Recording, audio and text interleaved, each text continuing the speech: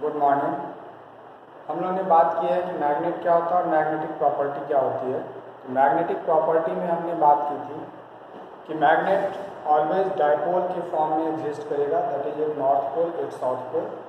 कभी भी magnet monopole के फॉर्म में एग्जिस्ट नहीं करेगा। बट हम एक कॉन्सेप्ट लेते हैं टेस्ट मैग्नेट का, that is isolated north pole. It is just hypothetical. Isolated north pole test magnet का कॉन्सेप्ट हम इसलिए लेते हैं कि जिससे कि हम दूसरे मैग्नेट के फील्ड स्ट्रेंथ को मेजर कर पाएँ, एक्सपीरियंस कर सके, इसलिए हम टेस्ट मैग्नेट की बात करते हैं। तो it is hypothetical isolated north pole.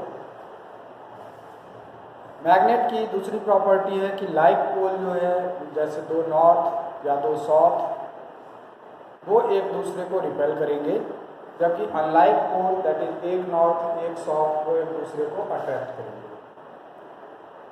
Magnetic pole के बीच का जो डिस्टेंस होता है that is called magnetic length,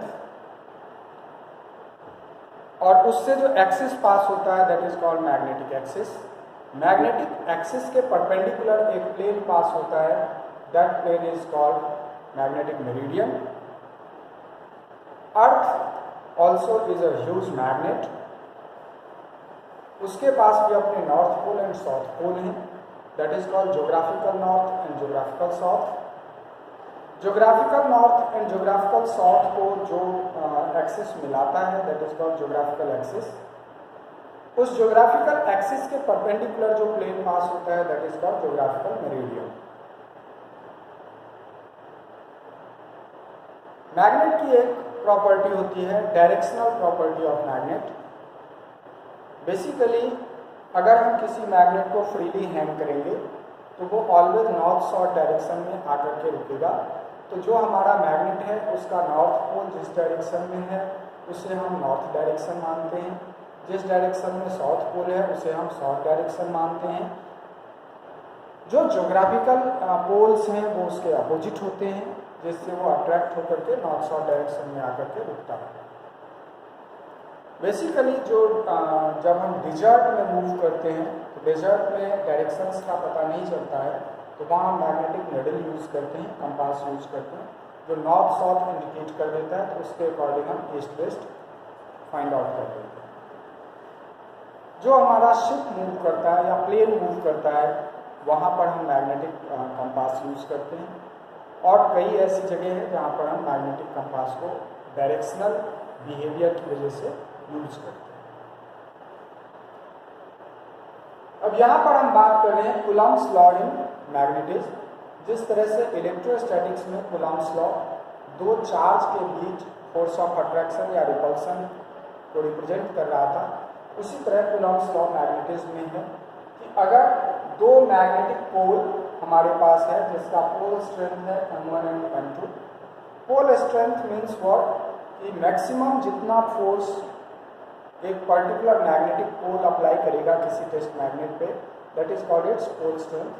तो pole strength M1 and M2 है, जैसे वहाँ हम चार्ज कहते थे, separated by a distance r।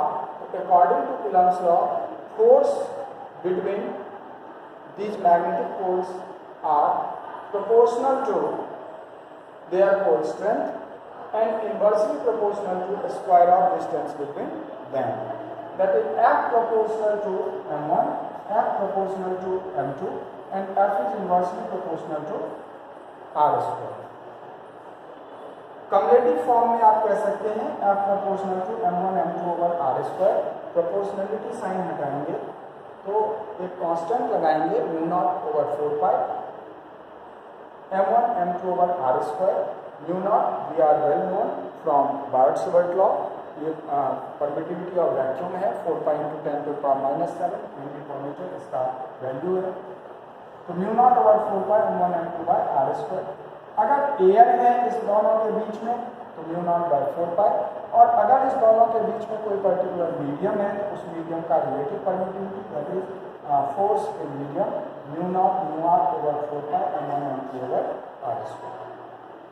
This is Coulomb's law in magnet. अब अगर ये दोनों पोल सिमिलर नेचर के हैं, दैट इज दोनों अगर नॉर्थ पोल हैं तो फोर्स रिपल्सिव हो जाएगा, दोनों अगर साउथ पोल हैं तो भी फोर्स रिपल्सिव हो जाएगा, एक नॉर्थ एक साउथ है तो फोर्स अट्रैक्टिव हो जाएगा, but magnitude of force is this.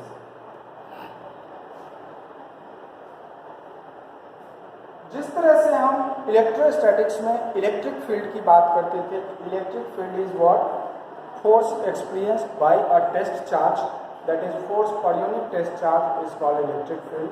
तो उसी तरह से मैग्नेटिक फील्ड को हम डिफाइन करते हैं कि magnetic force per unit pole strength of test magnet, तो F ओवर m नॉट। तो यहाँ पर जो m1 m2 है, एक तो हो गया उस मैग्नेटिक पोल का पोल स्ट्रेंथ और दूसरा हो गया टेस्ट मैग्नेट का पोल स्ट्रेंथ, और डिवाइडेड बाय m नॉट करेंगे तो B इक्वल टू आ गया mu naught over 4 pi m upon r square. m is pole strength of that magnetic pole जिसके लिए हम फील्ड निकालने की कोशिश कर रहे हैं। तो B is equal to mu naught over 4 pi m over r square.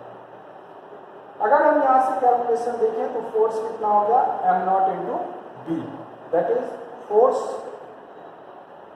Applied by magnetic field on a test magnet is equals to pole strength of the test magnet multiplied by magnetic field, F equal to m naught B। Pole strength का unit हम use करते हैं ampere metre.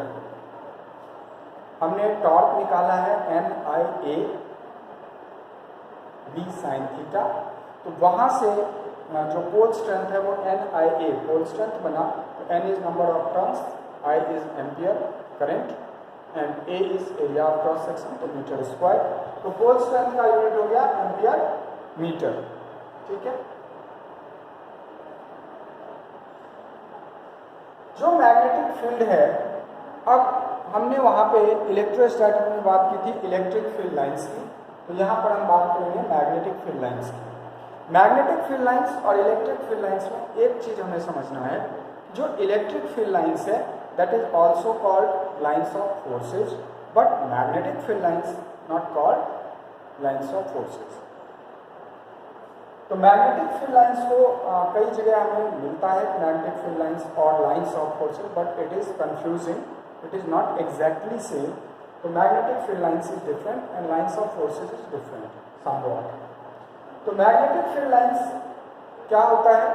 Magnetic field lines एक imaginary path है, जिस imaginary path पर microscopic magnetic particle travel करता है one position to another position.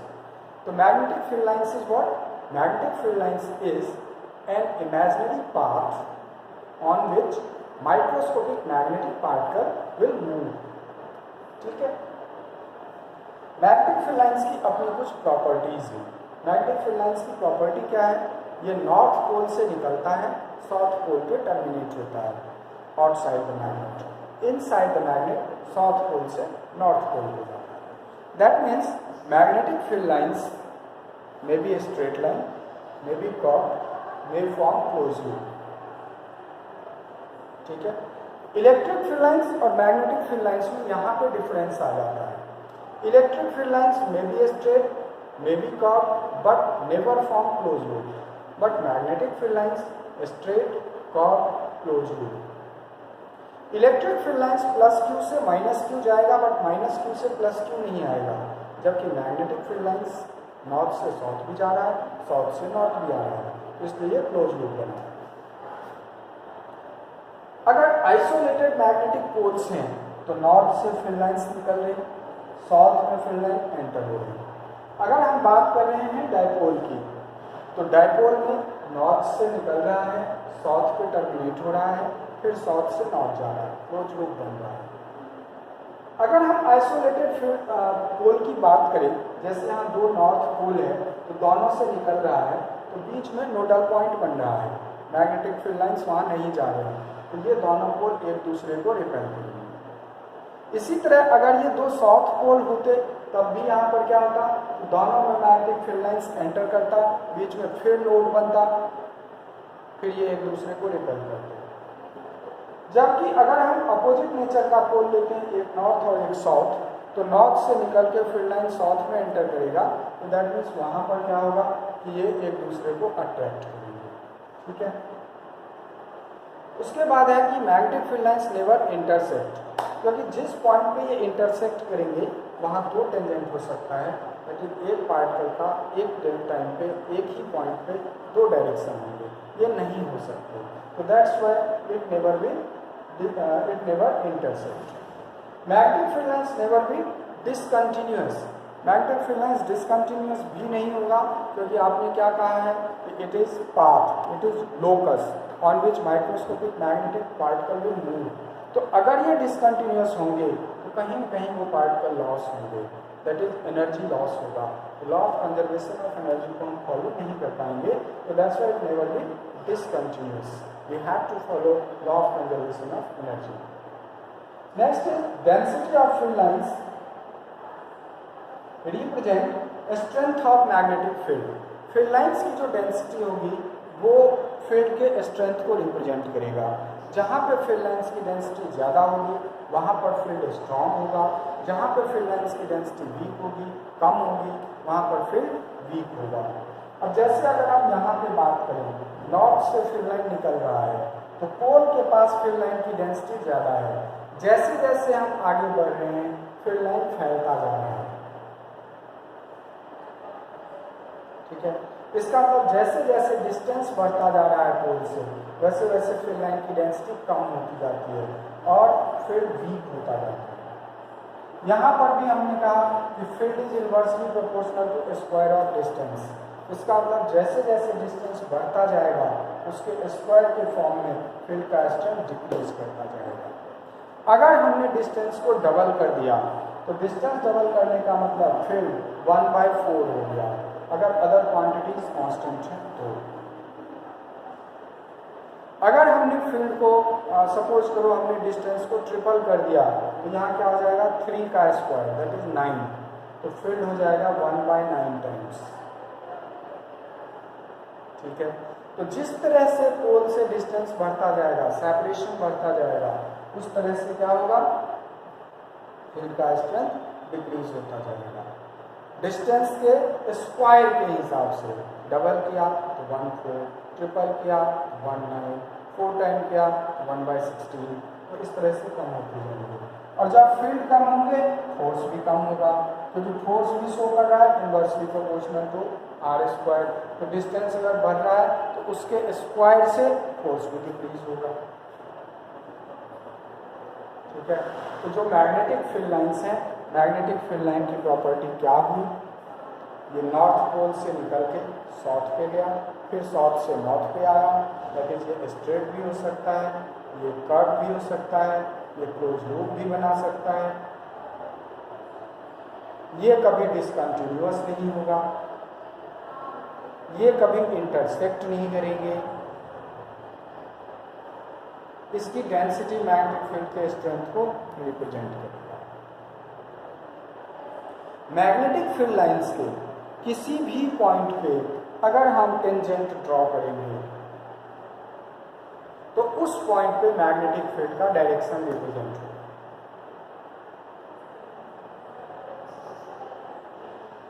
ठीक है।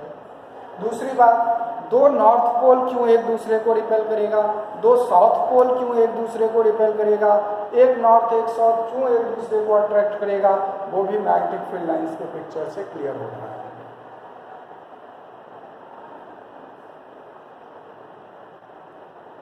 क्लियर है।